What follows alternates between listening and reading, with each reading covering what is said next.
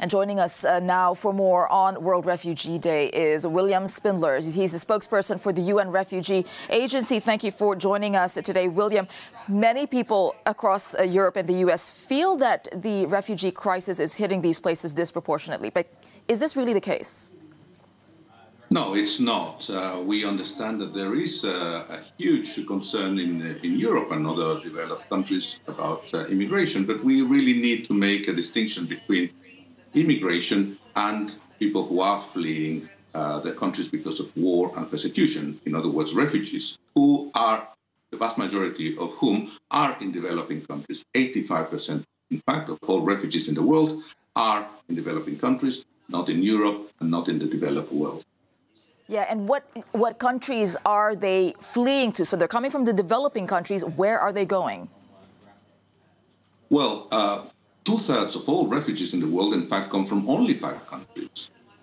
Syria, Afghanistan, Myanmar, Somalia, and South Sudan account for two-thirds of all refugees in the world, which means that if we could put an end to conflicts in these countries and people could return there, we could make a big dent in the number of refugees around the world. And William, it's not just about numbers we're talking about. We're talking about people. And what are the conditions that these people are facing?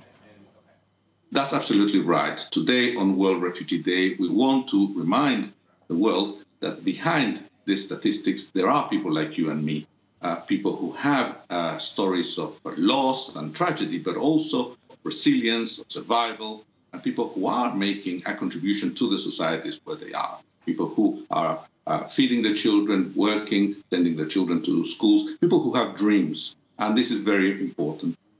But, you know, there are a lot of voices also, as we've heard in Europe and the United States, where people are worried that there are too many refugees coming in. So is there an effective way of dealing with the refugee crisis and maintaining the security or insecurity that people feel in those countries where refugees are going? We think that it's possible to have to control borders and to ensure security, while at the same time ensuring the rights of people to have access to protection and asylum. People who are fleeing war and persecution cannot return to the countries of origin. This is a very different situation from people who are simply trying to improve their living conditions, which is something that there's nothing wrong with that, but immigration has to be, economic immigration has to be legal.